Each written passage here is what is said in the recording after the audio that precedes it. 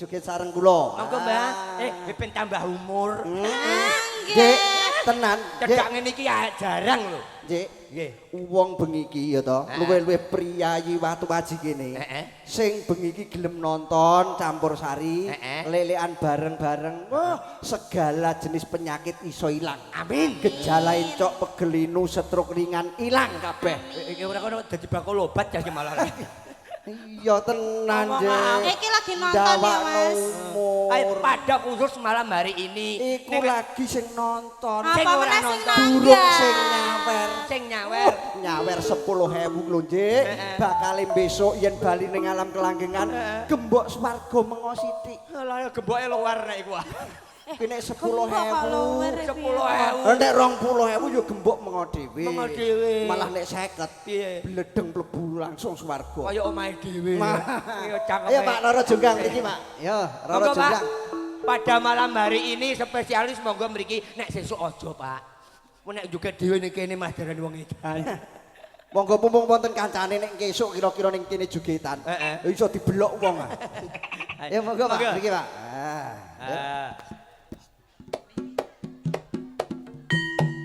Iya. Ayo Dik, monggo. Semoga Bapak. Monggo Bapak. Ayo joget yo.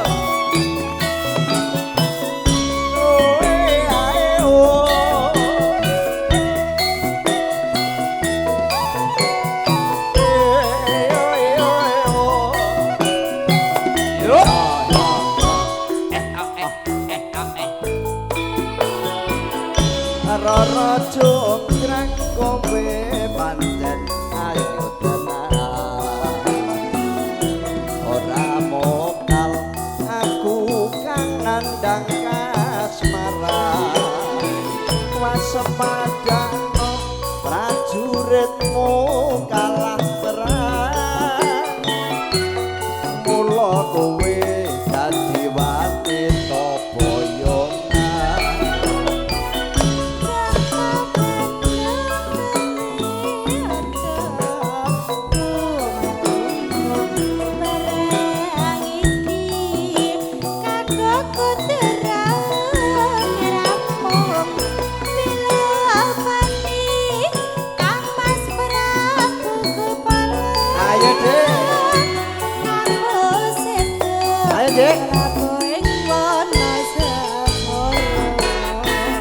tobat-tobat kowe wanita keparang apa ra ngerti yen Bandung lanang kejaga putra ratu nanging Prabu Damarmaya aku duwe aji Bandung Bondowoso Roro jonggrang manuta sona pundhut garwa woyo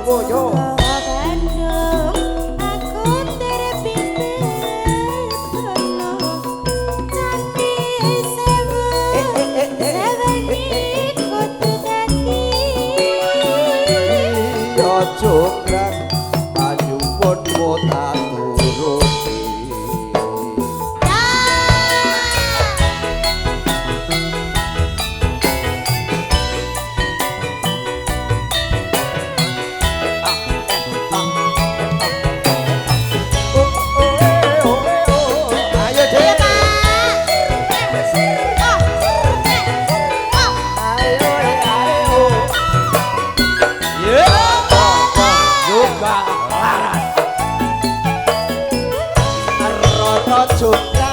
kowe pancen tenan ora mokal aku kang nandang kasmaran awas padha prajuritmu kalah perang mula kowe dadi wanita boyongan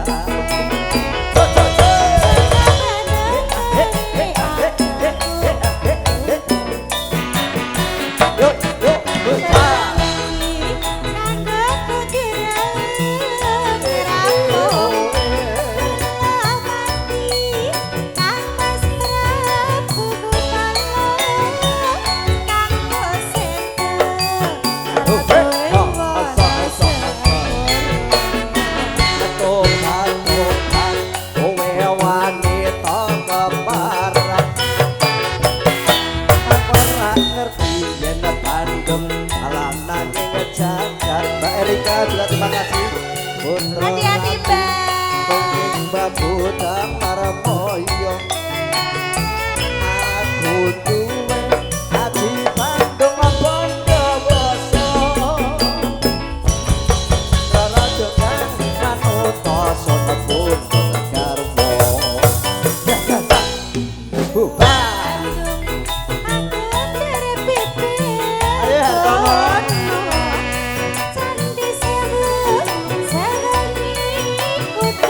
Oke. Undang bangun tak turut.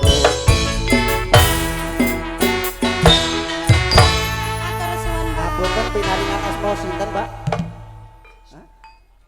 Pak Wato. Lah iki kok nek ketemu